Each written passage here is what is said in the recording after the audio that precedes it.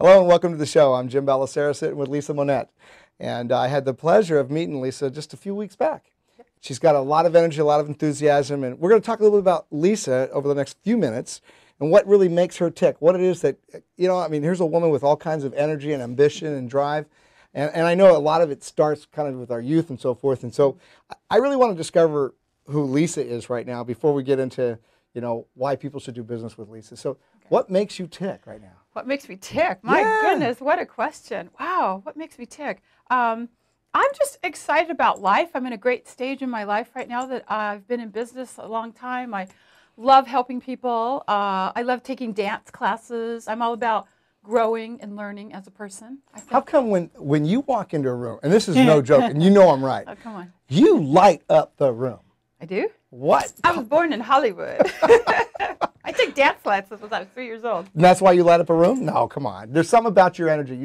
You're positive, you're excited. You make people feel really comfortable, and they feel good about who they are when they're in your presence. Why? I don't know. My mother was French-Canadian, and she was a hairdresser and had all this energy. My dad was a cop with the LAPD and was real, talked and communicated real strong. So I guess I grew up in a town that had a lot of theater and drama and fun stuff. I don't know. I've always been that way. Kind of the black sheep in school. I've always wanted to do something different out of the box. So something like that. Well, do you have sisters? I have a sister. Yeah, I'm the third person though out of 3 kids. So of course I had to, be seen and heard. So I think that was part of growing up, having them. Hey, somebody notice me, kind of thing. You're trying to get yourself noticed.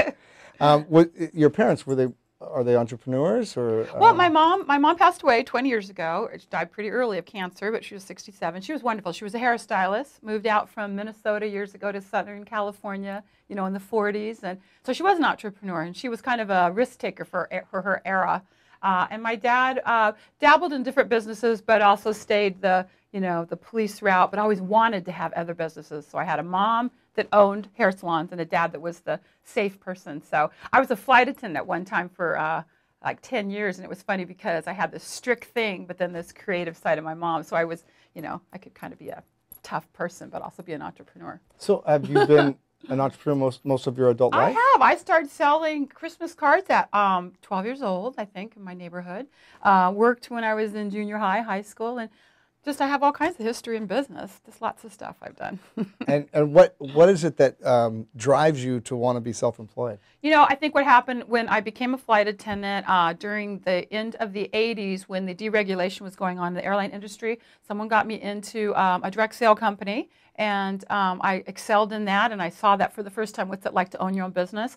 And I've been on this journey for 20 years, including my own business. So does it motivate you to try to become like the #1? Or? You know what? At one time in my life, I was driven by that. Like I left the airline career to win pink cars and stuff and make lots of money. But the phase I'm in now, 20 years later, mine really is about working with people and really passionate about transformation. How can we all transform and get to a higher level, consciousness, health? I'm very passionate about health. All that. Money comes with it. I love it. We need to have money. We need to have abundance to make a difference. Right. Can't be poor with all that. But I'm driven by creativity. I'm an artist, right brain, left brain a bit, but I just love finding out new things. And I love helping people, though. I love getting people, I love shifting people's energies. I love it. That's fantastic. Yeah. I think when I was a flight attendant, we figured it out once that we saw 1 million people. I did it for 10 years, and there were 300 people on an airplane. And for 10 years, I flew all over the world.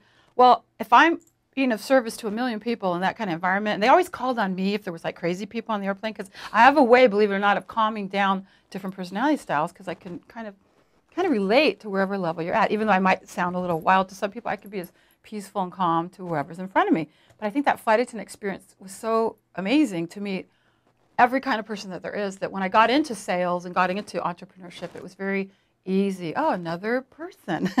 we're all equal. We're all just here trying to make our life work. So what you're saying then, when you're around people, don't scare you.